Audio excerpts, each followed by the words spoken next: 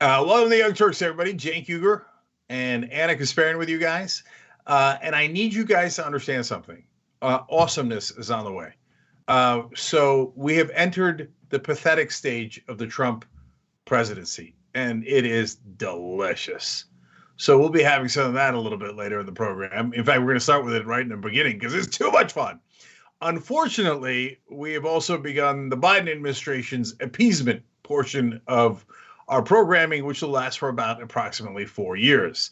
So a devastating story on that. Good news from other Democrats, bad news from other Democrats, as always. But it is exciting and important stories we got for you guys today. And speaking of exciting and important, you know how we're trying to get to $2 million with tyt.com/go, and it seemed like there was no way in the world it could happen, and there's only 3 days left. But all of a sudden, here come the Young Turks. Only 47,000 left. Can it be done in 3 days? How is that possible? How is that possible? And I want to tell you guys one quick thing before we get started with the stories. Guys, folks have 3 ways of funding things, okay? One is giant corporate advertisers. That is the track that 90% of media takes. Then 9% of it is right-wing billionaires, as we're going to tell you about later in this show. So you'll see how right-wing billionaires buy Ben Shapiro, Ted Cruz, etc., with your own eyes. The only other option is to finance it through your audience so that you serve your audience. That's what tyt.com/go is all about. We're not tied to fracking empires. We're not tied to any other agenda but you guys. That's the point of funding through you. So that's why if you go to tyt.com/go, you did it. You're part of the change, and you're part of this program, and we love it, and we wouldn't have it any other way. So I think we might actually be able to make this in the next 3 days. I know it's still a big, big goal, but I love you guys for it, and especially in tough times. You guys are the best. All right, now let's give you the show that you have helped to put together. Anna, let's do it. Well, okay, before we get started, though, with the actual stories we prepared for you guys today, I just want to make a quick note. More importantly, give a huge shout out and thanks to all the wonderful people that you guys don't see on camera. People like Mike Shekels, Johnny, Brandon, Brett. I mean, I'm just naming all these people who have made a nearly impossible situation today with our technical difficulties a possibility. We're able to do the show. We might run into some technical issues, so please bear with us. Please be patient. It has everything to do with the weather situation in Los Angeles. LA is never prepared for rain or thunder or anything like that. And so as a result of the weather conditions, we've had some issues with power outages and things like that. So thank you for your patience, but more importantly, thank you to everyone behind the scenes that's made this show possible today. You guys are incredible. With that said, before you go any further, just real quick, I want to talk more about that in the post game, because the rest of you that don't live in LA will be greatly amused by how befuddled we are by rain. Okay, so we'll save that for the members. Yeah. tyt.com/join for that. If you're watching on YouTube, just hit the join button below. All right, go ahead, Anna. All right, let's do it. Well, over the weekend, Donald Trump unexpectedly signed the $900 billion coronavirus relief bill. And that was less than 48 hours before certain relief programs were set to expire. But Trump still waited too long because unemployment benefits did lapse, which means that some individuals who rely on unemployment might have to wait an additional week in order to get the newly appropriated funds for the unemployment program. Now, what's interesting here is he had some pretty strong statements in regard to how he demanded that Congress take out appropriations for various parts of the spending bill, which of course was attached to this coronavirus relief bill. And that included various foreign aid programs and things like that. And he also demanded that Congress provide more funding in regard to direct checks to Americans. He wanted $2,000. Well, he didn't get any of that. He got none of that. But he was somehow convinced to sign the legislation into law. And so what happened behind the scenes? Well, we found out through Axios that the deal was closed on a Sunday afternoon phone call with Trump, Treasury Secretary Steve Mnuchin, and House Republican leader Kevin McCarthy. "This is good," Trump finally said. An official familiar with the call told me, I should sign this. Now, again, this is according to Mike Allen over at Axios. We also learned that Mnuchin and McCarthy, aided by Senator Lindsey Graham, who golfed with Trump in West Palm Beach on Friday, by the way, he's still golfing today, indulged the president's rants, told him there was great stuff in the bill, and gave him wins he could announce, even though they didn't change the bill. So the bill is exactly the same. There is no additional funding for direct checks to Americans. The unemployment benefits will only last for 11 weeks as opposed to 16 weeks. That was the initial amount of time that was being negotiated during the beginning of these talks. And so Trump did say this in a statement, though. The Senate will start the process for a vote that increases checks to $2,000, repeals Section 230, and starts an investigation into voter fraud. Big tech must not get protections of Section 230. Voter fraud must be fixed. Much more money is coming. I will never give up my fight for the American people. Now, let me just note that the House, as we speak right now, is voting on $2,000 checks, not the Senate. The Senate is unlikely to pass that type of legislation. And Section 230 is just, it's all part of this grudge that Trump has against tech companies, social media platforms that have fact-checked him a little bit during the election. He wants to do away with any type of liability shield they have in regard to how users post on their platforms. But other than that, the important takeaway here is he got convinced by GOP lawmakers that he needs to sign this bill, that they'll go ahead and do what he wants after he signs the bill. And of course, he's not going to get any of the concessions that he's demanding, which we'll talk about a little more in a little more detail in just a second. But Cenk, why don't you jump in? All right, there are a number of reasons why I love this story. Number one is the utter humiliation of Donald Trump, and what a fool he is. I'll get into that in 1 second. Number two is now MAGA has turned on him. They're like, how could you do this? I thought we were going to hurt everyone in the country. Now you don't even want to hurt them. Now you went along with the other people in Washington. We were going to just crush their souls, and you won't let us do it. We hate you. So he created this alternate reality that somehow he could veto this thing and get to a better result that MAGA would be happy with. And now that alternative reality has turned around and bit him in the ass. I'm going to get into that in a second as well. So, in fact, let me just do it now because it's so much fun. Raheem Kassam is apparently some MAGA dude. And he says, this is part of the humiliation that I love. Quote, if you want someone to blame, look no further than congressional Republicans, including Kevin McCarthy and Lindsey Graham, for misrepresenting the facts to the president over this weekend. But wait a minute. Doesn't Trump deserve some degree of credit for not knowing that you can't change a bill after you sign it into law? You need a whole new bill to present to Congress. It has to pass, and then you have to sign it. There's no way in the world that you have time to do that in the 3 weeks that you have left, and they're about to go away for a break in a couple of days. Like these concessions that Trump thinks he got. He's like, oh, they're going to look into the voter fraud. It's terrible. Right after he signed it, the Democrats are like, no, you moron. We're not going to do any of that. Why would we do that, you idiot? And he's like, and MAGA starts to cry. And they're like, oh, my God. How can you do this, Trump? Okay, and so. Right. He doesn't know anything, Anna. Okay, but I got to go back to one other thing, and then we'll fill in all of the details. But another conservative complaint, Will Chamberlain, he says, there is no line item veto. So I don't know why Trump is talking about redlining things. He said, well, I know why, because he's an idiot. 4 years into being president, he doesn't know that you can't redline items as president. You either sign it or you veto it. He doesn't know that if you wanted the $2,000 checks, which we all do want, you're supposed to enter the negotiations earlier instead of sending crazy tweets about the Kraken and not paying attention.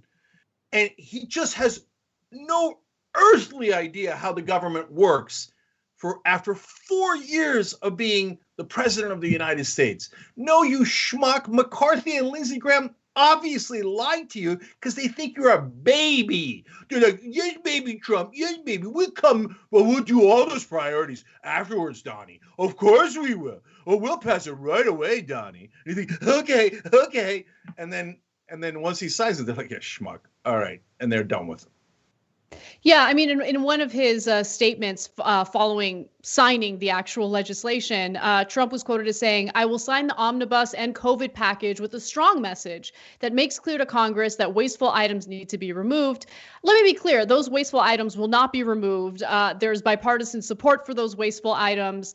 And I think what's made those wasteful items even more, I guess, disgusting in the eyes of Americans is now that it's attached to a coronavirus relief bill, people can really see how congressional lawmakers prioritize things. So at a time of crisis, it really doesn't make sense to spend, tens of millions of dollars toward, military infrastructure for countries like Israel, for instance, right? Maybe we put a hold on that kind of spending to ensure that we help Americans who are falling deeper and deeper into poverty right now. I mean, the $600 checks are definitely an insult. And I just got word right now that the House has voted in favor of increasing the direct checks from $600 to $2,000. So that is a standalone bill that Democrats have voted in favor of. But that means that it's now going to travel to the Senate. And we have some clue as to how Mitch McConnell is going to handle it. Mitch McConnell didn't even want to provide any relief to Americans, especially in the form of direct checks. And so I don't know what motivates Trump, right? I'm not going to try to psychoanalyze him. I don't know why he flies off the handle. One day decides that he's going to promote something that's actually tremendously popular, definitely needed, tremendously needed. He's rubbing off on me in the way he speaks. Dude. But you get what I'm saying, right? But right now, what Democrats have done in the House is actually perfect because they have passed this bill. They do want more funding in the form of direct checks to Americans. And now it's really up to Senate Republicans to do the right thing and provide the aid that Americans across the board, regardless of political ideology, desperately need right now. And this could really hurt both Kelly Loeffler and David Perdue in the Senate runoff races in Georgia. So. Okay, so look, I love to mock Trump. Let's keep it real, because he amply deserves it. And if you're MAGA, you've seen me do that to you too. But I just need folks to focus for a second, right? So how could he not know that you can't redline a bill as a president? That's point one. Because he's never needed to know anything, Cenk. Think about how much Trump has been able to skirt by on knowing nothing, on being incompetent. I mean, both in business and also in governance, right? He's been able to just simply hire lawyers, hire people who can find loopholes in laws regarding businesses, and he's able to get by. With government, he's had so many enablers surrounding him at all times. And the ability he has to really resonate with Republican voters, for better or worse, has also helped to carry him through this entire first term without having to know a damn thing about governing, about our government. And so, yeah, it doesn't surprise me at all. Of course he doesn't know. The second thing is the things that he redlined were his own proposals, but he's too lazy. He never bothered to ask people inside his government. The people who are actually president are Jared Kushner and Steve Mnuchin. Kushner does most of the foreign policy and does the internal palace intrigue. Mnuchin does most of the domestic policy.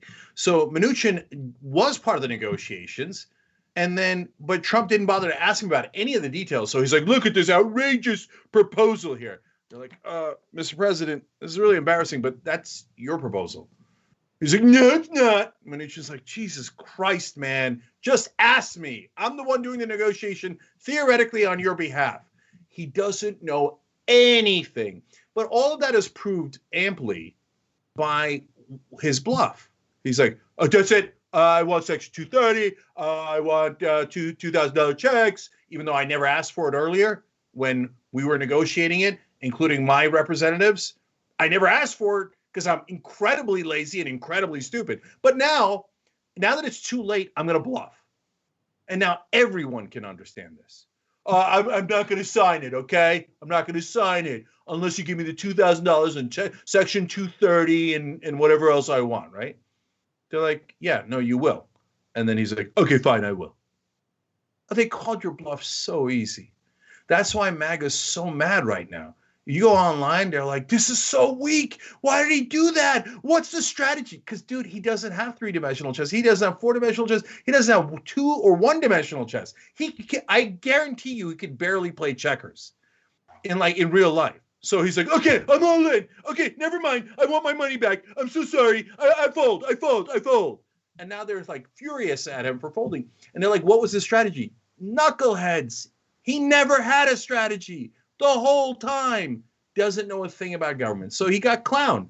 And I love it, and I'm here for it, because on his way out the door, even some of the most hardcore MAGA guys are like, wait, is he an idiot? Yes, finally you get it. Yeah, well, we'll see how he reacts to how Senate Republicans handle the $2,000 stimulus check proposal, because now that's in their court. And I love this. I mean, look, okay, let's just get to the story, because I can't wait to share the details of what's currently going on with the direct checks and how this really puts Perdue, Loeffler, and McConnell in a tough spot. So now that Donald Trump has signed the coronavirus spending and relief bill, Democrats are voting on, well, they already have voted in the House to approve $2,000 direct checks to Americans. This is what Trump demanded, and Democrats have delivered. They voted in the House today, and they have agreed that Americans absolutely do need $2,000 direct checks. Now, there were some blue dog Democrats who voted the wrong way. I'll get to them in just a second. But I do want to remind you all that in a video posted to Twitter last week, Trump called on Congress to increase the ridiculously low $600 stimulus checks to $2,000 and outlined a list of provisions in the overall package of legislation that he described as wasteful spending and much more. He did not mention that the $600 stimulus check came from his Treasury Secretary, Steve Mnuchin. But nonetheless, he called for more direct aid to Americans. And Nancy Pelosi took him up on that offer. The House voted in favor of that today. Now the bill goes to the Senate, where Mitch McConnell needs to bring it to the Senate floor for a vote. Now, remember, Mitch McConnell is not in favor of providing relief to Americans. He wasn't even in favor of $600 direct checks to Americans. However, Kelly Loeffler and David Perdue, the two incumbent senators in Georgia, are facing a runoff race, and this could certainly hurt them if they don't vote the right way to provide relief to their own constituents. So we'll see how this plays out. It's unlikely to pass in the Senate, but politically speaking, this is a bad move for Senate GOP, a pretty good move for House Democrats. Yeah, so let me give the kind of the chronology of how this went down on the Democratic side, then I'll turn back to Trump. So when Trump said, let's do $2,000 checks, Pelosi sensed a political win. So she jumped in and said, okay, deal, let's do $2,000 checks. Everybody cheered. Everybody called her a master legislator. So she was super psyched about it. And then people are like, okay, so let's see what the Senate does. And she's like, oh, no, I was just kidding. We're going to do this. We need unanimous consent. Well, you'd never get unanimous consent from Republicans, and Kevin McCarthy last Thursday did not agree, and he blocked it. And so then progressives put a lot of pressure. Wait, are you just messing around with us? Or did you actually want to pass this bill? And now, that is all fact.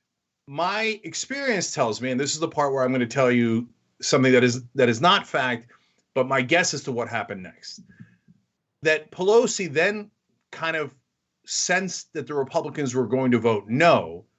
If they were going to vote yes, my guess is that she would have left it alone and just asked for the unanimous consent and be done with it, because she doesn't actually want it. And so now, if you don't believe me, that's okay. No problem. You just go, Pelosi's awesome. She's a master strategist. You got it. Okay. But I'm telling you, based on all the experience I have of following Pelosi, Democratic leadership, Republican leadership, it appears to me that Pelosi put her finger in the wind and was like, oh, no, the Republicans are actually going to block it. Great. Then we could pretend to be in favor of it. Let's do a real vote. Now, the real vote still needed 2/3 to pass the House. And then they said, well, if that doesn't work, then we'll go to just a straight majority. So that's good. That's what we wanted. So, look, you could put my skepticism aside, and I'm happy to give credit where credit is due. She got the job done, and it passes the House, right? My guess is she did that because she knows it's not going to pass the Republican Senate, so she gets the political win without actually having to fork over the money, which would be great for Americans, but not great for her donors. So, but at the end of the day, no matter how you slice it, well played for Pelosi. Okay. Now you turn to Trump. Well, when Trump wants something, he knows how to apply political pressure. Mean tweets. I'm going to get somebody to primary you. You're a disgrace. You're this, you're that, etc. So is he going to do that when the Senate Republicans don't want the $2,000 checks? Well, we're going to find out, right? My guess is no. And if he does, maybe enough of them buckle and it passes, and that would be amazing. And then I would actually give credit to Donald Trump. I think he came into this negotiations way too late. I think he bluffed in a way that made no sense. But if he bullies the Republicans enough to get the checks, then I'm happy to give him credit because we want Americans to get those checks. But my guess is, and you'll get to find out now with your own eyes here, that he'll go, yeah, it'd be great if you guys did that. And then Mitch McConnell and everybody else will ignore it. The Senate Republicans will vote it down. You won't get the money, and Trump won't do a damn thing about it. He doesn't even know his own mind. This same bill, the overall COVID relief bill, he called a disgrace, and then turned around and signed it exactly as it is, the bill that he called a disgrace, and then said, well, you're welcome because I saved you from a Great Depression. What do you mean? The bill, it's the same exact bill. You cannot change the bill. You can either just sign it or veto it. He signed it. So was the bill a disgrace, or did it save us from the Great Depression? He has no idea. All he wants is credit without ever thinking through any strategy. Well, I mean, it reminds me of his foreign policy as well. I mean, he starts off with escalating tensions with North Korea. Kim Jong-un, talks about how his button is bigger than, Kim Jong-un's button. And then later takes a more diplomatic approach and, de-escalates the tensions and then gives himself a pat on the back for de-escalating tensions after he had already escalated them, right? And then he got no concessions from North Korea and still was self-congratulatory. So I think that there's absolutely no reason to believe that he's going to handle this situation any differently. Like, he's shameless. He doesn't care, and he governs in this incredibly chaotic, unpredictable way.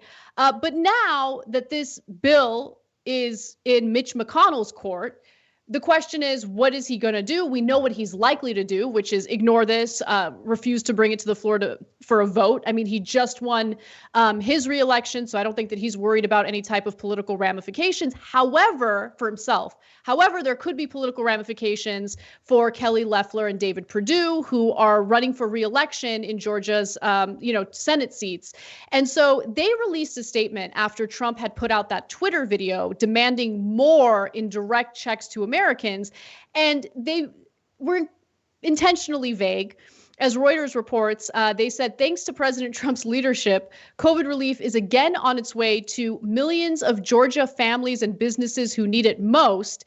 They said in a joint statement that echoed Trump in criticizing the Democrats for prioritizing wasteful, irresponsible spending over the welfare of the American people. But the wasteful spending is exactly what Kelly Loeffler and David Perdue are in favor of, right? They don't want to provide the direct checks to Americans, and they've wanted to kind of hide from that fact so it doesn't actually hurt them in their chances of getting reelected.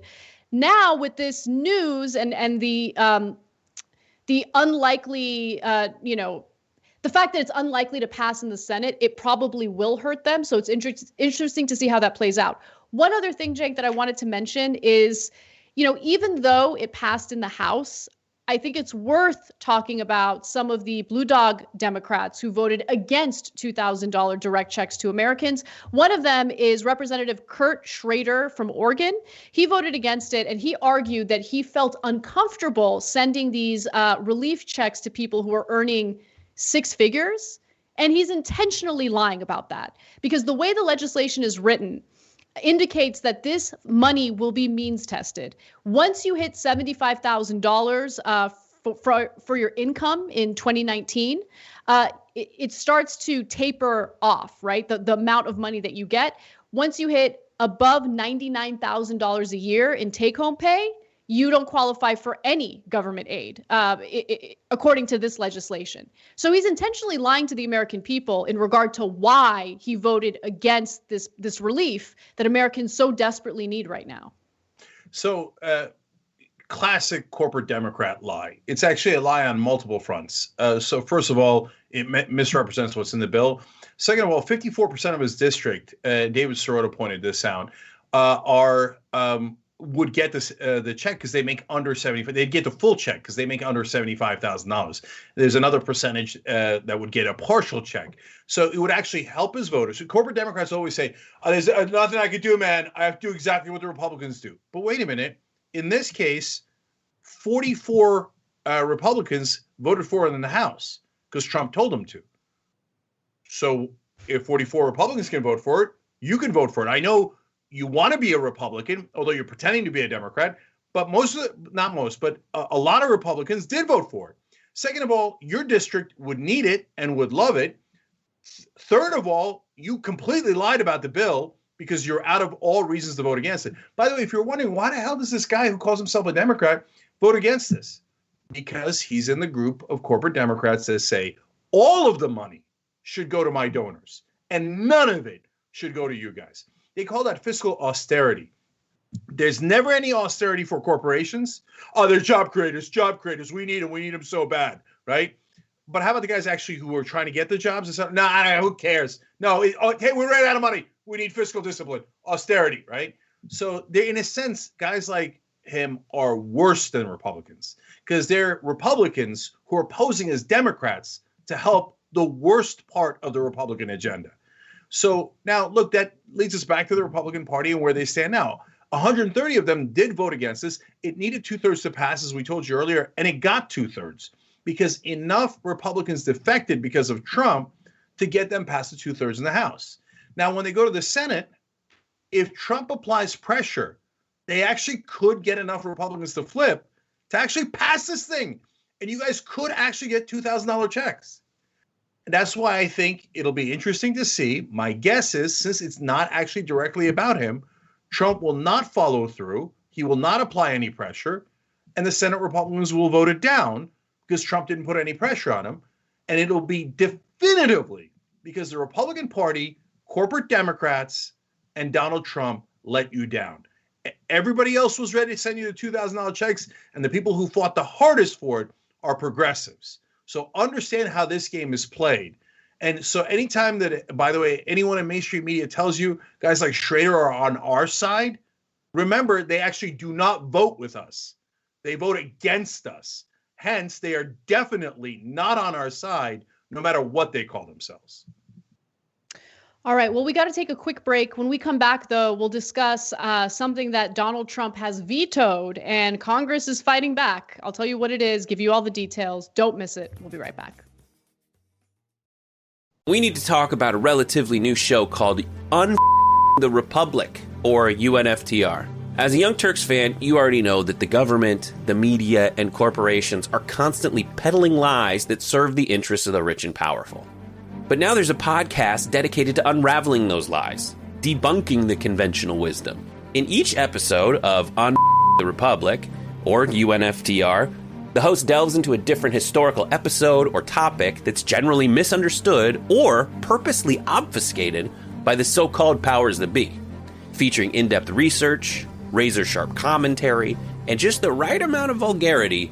The UNFTR podcast takes a sledgehammer to what you thought you knew about some of the nation's most sacred historical cows. But don't just take my word for it. The New York Times described UNFTR as consistently compelling and educational, aiming to challenge conventional wisdom and upend the historical narratives that were taught in school. For as the great philosopher Yoda once put it, "You must unlearn what you have learned." And that's true whether you're in Jedi training or you're uprooting and exposing all the propaganda and disinformation you've been fed over the course of your lifetime. So search for UNFTR in your podcast app today and get ready to get informed, angered, and entertained all at the same time.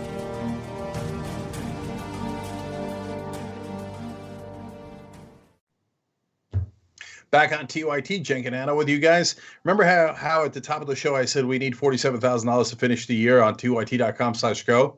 Wrong. Now we need $45,000. It went down by $2,000 because we only have the best audience in the world. And look, I don't know that we're ever going to get those bills passed. That's my driving force. I want that change for you guys so badly. But if we ever do and we help to do that, you did that. You should be so proud of it. Love you guys. All right. One last note on the end of the year. You can still give the gift of TYT too. Spread the message to progressives, non-progressives. By the way, especially to corporate Democrats that listen to MSNBC, they might be shocked to find out what the truth is. So if you do, by the way, it's tyt.com/gift, obviously, to give the gift of membership. It doesn't cost very little, obviously, as you know. It's like $5 a month. But we throw in a $5 coupon for you guys at shoptyt.com if you do it now. So plenty of good reasons to do that. All right, let's go to our existing members.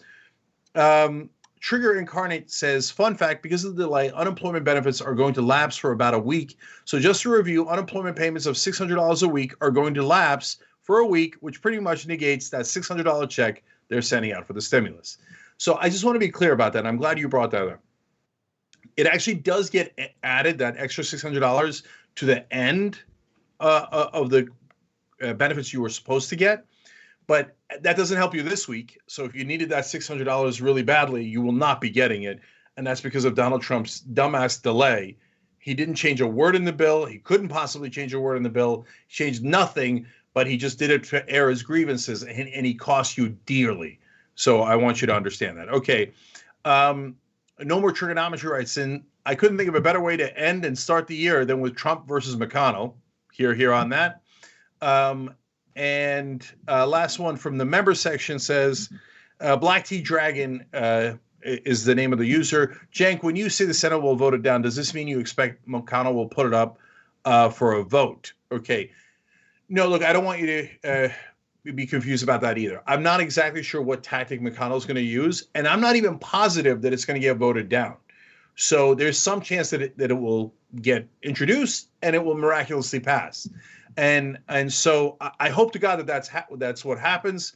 And I would be super happy to give Pelosi and Trump and everybody else and any Republican who votes for it in the Senate credit. So we're kind of in the ball game in a totally unexpected way. But my best guess is that McConnell will find a way to kill it. And he's been clear that he doesn't want it. And then finally, from YouTube Super Chat, British32 writes in, hi, Cenk and Anna. Good to see you back after Christmas because I enjoy watching TYT and watching progressives play 3D chess while Trump, right-wing Republicans, and corporate Democrats try putting shapes in the right hole. Have a happy New Year's from the UK. Right back at you, brother. Really appreciate it. I hope this vaccine comes soon so we could reemerge in the world. And I'd love to see you guys in the UK one day. All right, Anna, what's next? All right. Well, as we mentioned earlier, Congress, the House specifically, voted in favor of increasing the direct checks to Americans, but they voted on something else as well. So the House is voting on overriding Donald Trump's veto of the defense spending bill, also known as the National Defense Authorization Act, which they had previously appropriated $740 billion toward. Now, it passed in the House, it passed in the Senate, ended up on Donald Trump's desk, and he vetoed it, demanding that there would be certain concessions written in the bill that he was in favor of, including repealing something known as Section 230, which provides a liability shield for tech companies, specifically social networking platforms. It protects them from any liability if someone posts, let's say, copyrighted material on their site or anything illegal on their site. Trump wants to do away with that protection because he's been extra salty toward Facebook and Twitter for, mildly fact-checking him during the election. And so what's incredible about this legislation and how likely it's going to be for both the House and the Senate to override the veto is that it's happening at the same time that Congress is voting on $2,000 direct checks to Americans. That is unlikely going to pass. It's unlikely that it's going to pass in the Senate, even though it passed in the House. Now, when it comes to providing aid, or I should say funding to the Defense Department, to the Pentagon, that's not a question. If Trump's going to veto it, you better believe that they're going to do whatever it takes to override his veto and get that funding through. Again, $740 billion. Now, there are two representatives in the House, Republican representatives, who said that they would vote against this legislation. The two top Republicans in the House, Representatives Kevin McCarthy of California and Steve Scalise of Louisiana, have said they will vote to sustain the president's veto. Only 40 Republicans voted against the bill earlier this month.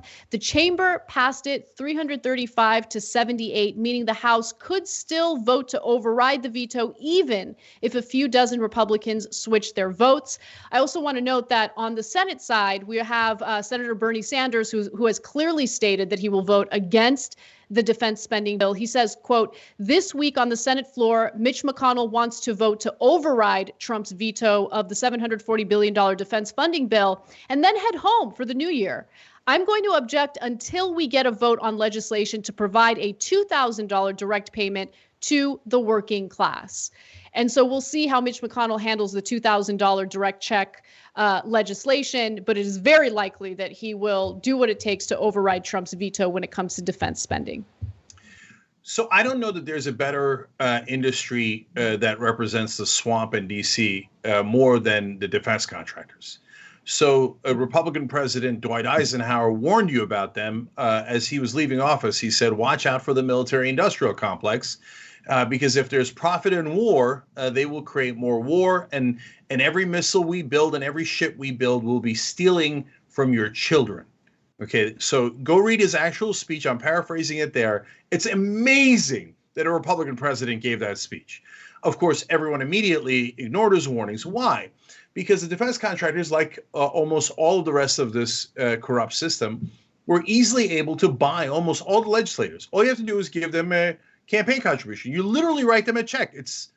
We legalize bribery. So they're like, wait, we give them $1 million. They give us back $1 billion. Well, who wouldn't do that? So all the defense contractors did it, but then they also should strategically put different places where they build the weapons into different districts in America. Not because the legislators actually care about jobs in their district. It gave them an excuse for voting with defense contractors, no matter how bloated the budget is, no matter how insane the amount of spending is. So they say, oh, no, it's not that they gave me $1 million. It's just that I really care about the jobs in my district. The jobs in my district. That's why I'm voting this way, okay? And so they took over all of D.C. They took over the Republican Party and then easily took over the Democratic Party. So will Trump's threats mean anything? Nothing. Zero. That's real power. That's the swamp. He has no chance against that. They will easily override his veto. Now, what should progressives do? They should be like, just like they did with the $2,000 check. They should be like, all right, great deal. We agree with Trump. Let's vote it down. Because it's bloated. It's outrageous. If you took a third of the defense budget and gave it towards education, gave it towards health care, we wouldn't all be panicked about whether we're going to die or get bankrupt every time we get sick. I can go on and on and on. So I don't know why any progressive would ever vote for these monstrous, awful defense bills. So they should say, hey, no, we vote no, hard no, no way. Now, some progressives, I hope, will vote that way. But will there be enough of them within the Democratic Party to actually, because if there were enough Democrats, which is really, really easy in the House, because remember, they need a 2/3 majority to override his veto. So they'd only need a fraction of the Democrats to vote to not override it, and then the defense bill would have to get renegotiated. Will they do that? Almost certainly they will not. The Democrats are almost as corrupt as the Republicans. Right. And so, look, the point that I want to make about this story, especially as you juxtapose the fate of the defense spending bill to the direct $2,000 checks to Americans, is that Congress clearly does not fear the American people. They're not worried about any type of uprising as a result of prioritizing funding toward the military-industrial complex as opposed to Americans during a time of crisis. They're not worried because Americans aren't organized. They have no power, especially relative to the insane amount of funding they get from their donors, including private military contractors. And so simply Look, I think that social media activism has become a pretty giant negative to our political system, because I think people are under the assumption that simply writing mean things on social media toward these lawmakers is political activism. It's enough to persuade them to do the right thing, but it's not. They're not afraid of the American people. Think about that. They feel comfortable voting against, in some cases, Democrats like Schrader from Oregon. They feel comfortable transparently voting against robust relief to Americans during this time of crisis. Why do they do it transparently? Because they don't fear their own constituents. They don't fear the American people. They don't fear any consequences as a result of prioritizing industries and the military as opposed to the American people. That should tell you something, right? Yeah. So, yeah. Anna, there is a right way to do it. And look, it almost never happens, but Dave Weigel from the Washington Post, which is part of the mainstream media, did actually give credit a couple of days ago, saying the only group that's effectively ever challenged centrist Democrats is Justice Democrats. And so we did it. We've got 10 Justice Democrats in Congress. Does that mean the mission is accomplished? No, it's a million years from being, I hope not a million years, a million miles from being accomplished. But it can actually happen a lot quicker than you expect. But the way to do it is to actually get the votes so you have power and can use that leverage to get the bills passed, or in this case, blocked. So that's realpolitik. That's how you do it. In order to do that, though, you've got to actually support challenges against establishment Democrats. You've got to help those folks who are progressives running without corporate PAC money and have them win their primaries. By the time you get the general election, you're raging against the machine and you're yelling into the abyss. All of the actual action on change is in the primaries. So, and guess what? Good news. Young Turks audience, you already did it. You're the ones who helped to have those 10 people win. And now they already have some leverage and they've already used some power. Do I want them to use more of that leverage? Absolutely. We're going to find a smart way to do it.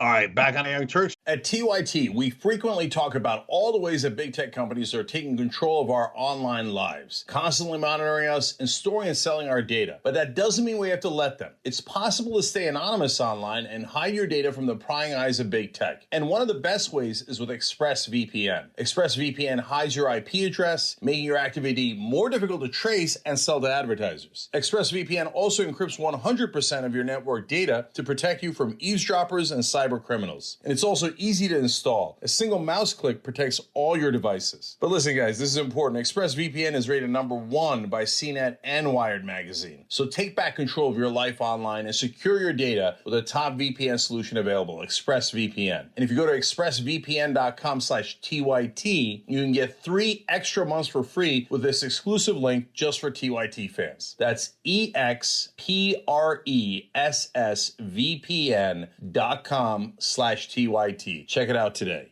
Cenk and Anna with you guys. So let me go to our member section. As always, good news, everyone writes in.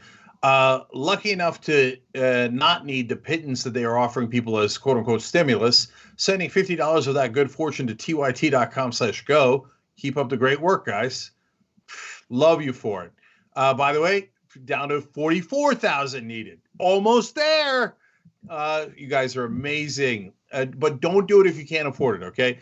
Jess, I am anti-racist, writes in. The only thing politicians are afraid of is being primaried. This is why I love Justice Democrats. Damn right. JusticeDemocrats.com. By the way, right now, there's a primary going on that could make all the difference. NinaTurner.com/hello. Go help there. It makes a giant, giant difference. Okay, and then YouTube Super Chat. Andrew Borth wrote in, wouldn't it be great if schools had the money they needed and the Army had to have a bake sale to buy another tank? My mom in the 70s, he wrote it. Okay, and yes, your mom is right. That would have been amazing. Unfortunately, that's not the situation now. Anyway, on Twitch, a brief genius got 5 months of subscription and said 5 months on Twitch, 5 years as a TYT member, too strong. Love it. twitch.tv/TYT. You know the advantage of Twitch. And if you're a member anywhere else, you can still do it on Twitch. If you're an Amazon Prime subscriber, it doesn't cost you anything, and we get the revenue. It's awesome. Please do that if you can. And Faith's Fury wrote in, love TYT. You keep my hopes up during this mess of a year. 2 months so far, Radio Bluff 3 months, Uncle Bobby B 3 months, Puffy Dragon 4 months. Love you guys. All right, Casper. All right. Well, infighting happens in places other than the left, so let's discuss that. So there's some disagreement among Republican lawmakers in regard to Donald Trump's tactics in trying to overturn the results of the general election. Now, it's abundantly clear Joe Biden has won. The Trump campaign has lost over 50 different legal battles in regard to the election. But that's not stopping GOP Congressman Louis Gohmert, along with 11 other plaintiffs who have filed a federal lawsuit against Vice President Mike Pence in a last-ditch effort to overturn the results of the general election. So let me tell you how they're planning on trying to make this work. Gohmert and the others, a group which includes Arizona Republican Party Chair Kelly Ward, are bringing their case before Trump-appointed Judge Jeremy Kernodle. I don't know how to pronounce his name, but he's a Trump-appointed judge. They are seeking to give Pence the ability to appoint a sham slate of pro-Trump electors rather than the duly elected appointees chosen by the public on November 3rd. The filing states that Gohmert will indeed lodge an objection during the joint session of Congress over which Pence will preside on January 6th. Now, my understanding is January 6th is mostly like a traditional thing that happens, right? Like their plan here is nonsense and it's not going to work. But nonetheless, this is another attempt to try to overturn the results of the election. Yeah, I love the awkward place that it puts Pence as a matter of optics. So Pence is going to just pound the gavel. It's called pro forma because it just means there's nothing to do here. This is just like a formality, okay? And they're like, no, I want you to block it. Okay, but even if you did that, okay, and it looks like some Republicans are going to do that. They're going to do that in Congress. Gohmert's trying to get them to do it through the courts. Then the House and the Senate vote separately. The Democrats have the House. So they have 0% chance of winning the vote. So it's all a show for no reason at all, full well knowing that they're going to lose. So what is the actual reason? It's politics. And think about how dirty Gohmert and those guys are. They're throwing Pence under the bus. They're throwing all of their fellow Republicans under the bus who believe in the Constitution. They're saying, if you don't vote for a coup, we're going to call you guys Republicans in name only. We're going to say that it was your fault. And we're going to try to take credit for supporting Donald Trump, even though they all know with 100% certainty that they have no chance of succeeding. It's wonderfully callous against their fellow Republicans. No, I love it. I personally love it because they've made their bed. I mean, they know. I'm talking about the Republican Party overall, Republican lawmakers overall. Throughout the last 4 years, they have enabled Donald Trump and all of his actions. They've made excuses. They've been apologists for his behavior. And so now the chickens are coming home to roost. There are some Republicans, though, who at least feel comfortable enough calling this what it is. And Representative Adam Kinzinger is one of those Republicans who essentially went on CNN and said that these attempts to overturn the results of the election, it's just a grifting scam by some Republican lawmakers. Let me give you his exact statement. It's a scam, he says. It's going to disappoint the people that believe this election was stolen, that think this is an opportunity to change it. But instead of being disappointed in the people that led them on this grifting scam, they will somehow, try to convince these people that it was the rhinos in Congress or something like that, and not the Constitution that prevents this from happening in the first place. We talk about the Constitution. We have to follow it. And I'm sorry if that doesn't mean the outcome was what you wanted.